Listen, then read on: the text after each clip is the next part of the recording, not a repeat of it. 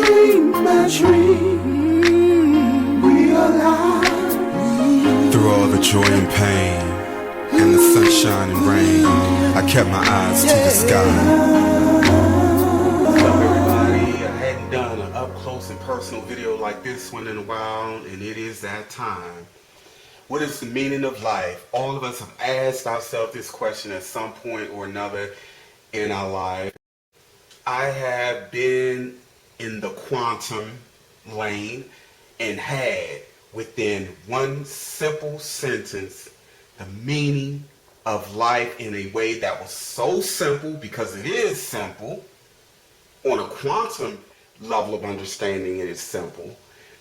And it was given to me in a way that would be universally understood. However, given the way this reality is structured and the way the brain processes, when I came back here, it was blocked off from me. I remember repeating it over and over in my mind, what it is, this so simple reason for life, and came back and forgot it. But I have not forgotten the impression. I did not forget that it is simple, but it is us when we come here and fall under the veil of amnesia and forget who we are. That's when we make something so simple so complicated.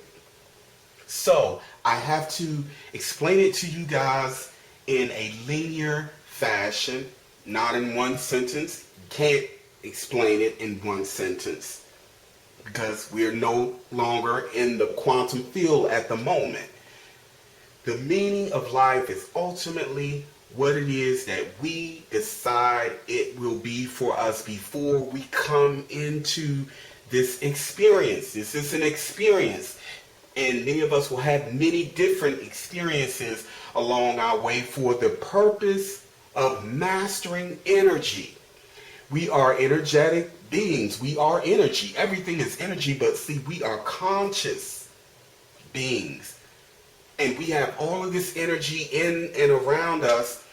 And ultimately, we are being challenged in many different ways to master energy so that we can ultimately move on to those higher planes where the mastering of energy is absolutely required for us to exist there, to understand those realms, to be one or integrate with those realms.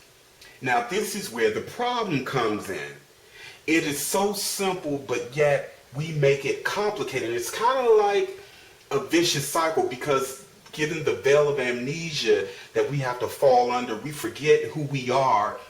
But then as part of this experience, you have other beings who are under the impression and strong understanding that their experience and what they are here for is the same as with everyone else. And so there are those of us who feel like that it is our duty and our job to impose and force the experience that we are here for on others who have a different experience. We tend to color this entire spectrum from the perspective of our experience, and that's not the way it goes. We are not supposed to, Universal Law 101, impose on the free will, free choices of others.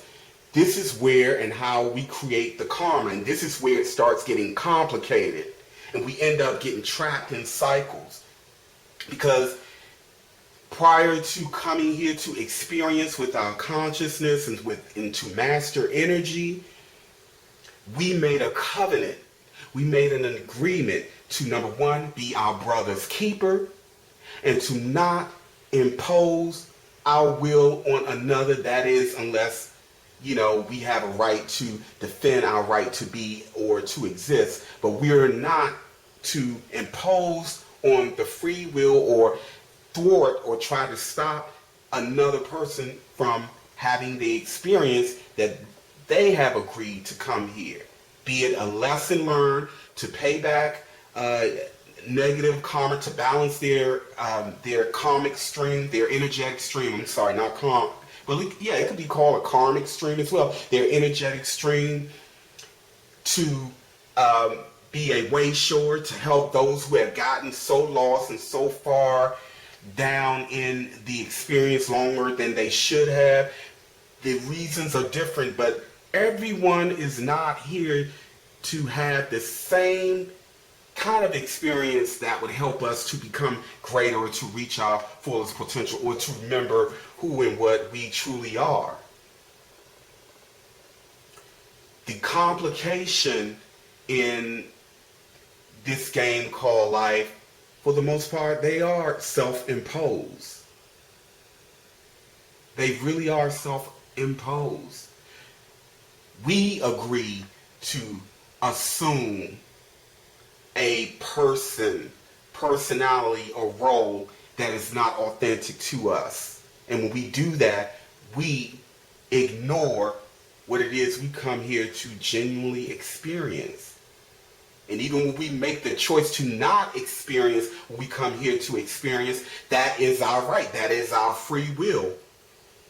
It is not against one's free will if someone comes along and lure us or trick us or fool us into taking on a role of person or character or entity that we did not come here to be. Why?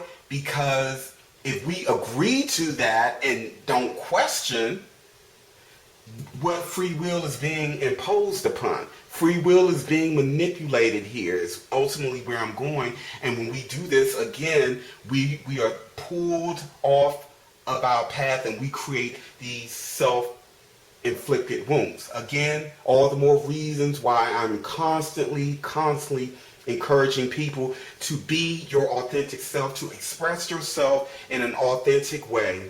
Because when we express ourselves in an authentic way, we're not so likely to give our free will or power into an entity, group, or situation that is not in alignment with what we agreed to do.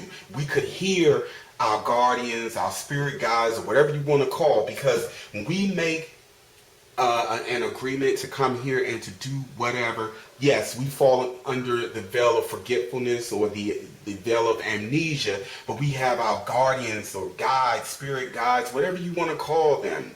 You, God, Allah, whatever it is you want to say it is that you are one with. When we come here, they have the chart that we agreed. Like what is charted are the things we are to experience, but how we go about experiencing them and the choices we make as we experience them are not preordained, or they're not charted. So when we are giving our attention and assuming the role or character that is not authentic, we put up a barrier between us and those who are hinting and helping us stay on the course that we need to be, so that we ultimately experience and get whatever it is we agreed to experience before we got here, so that what it is we are to master or do, or the purpose, whatever the case may be. I told you, you can't take it and just give it in one simple rap, one simple sentence. When we come here in this linear-like reality outside of the quantum lane. I wrote an article on the main page of AstralBooBaby.net. If you guys have not checked it out, please do so. Talking about authentic expression. That's why I mix a message in with my art, my creative self, because that's who I am. The way I communicate, that's who and what I am. There was never any doubt in my mind that what I'm doing right now is what it is that I came here to do, and the things that I'm to master within my own sphere of consciousness. The fear of persecution, which I took on a role and a character and a personality to draw persecution in my direction to overcome that fear. And when I overcame that fear, I heard the all, my guides, the ancestors, speaking to me loud and clear. I see them. I can see them. There's no guesswork involved. This is the importance of authentic expression, meaning you have to be who you are, what you feel in here, and express it and let it out without concerns about what someone is going to say or think about you. They had their stuff. You have to worry about yours and magnifying the almighty I am presence, energy, and spirit through the vessel, through your unique expression, and master your energy body and mind over matter in the process. Some food for thought. What do you think your meaning is for life? And on that note, keep it flowing and growing, y'all.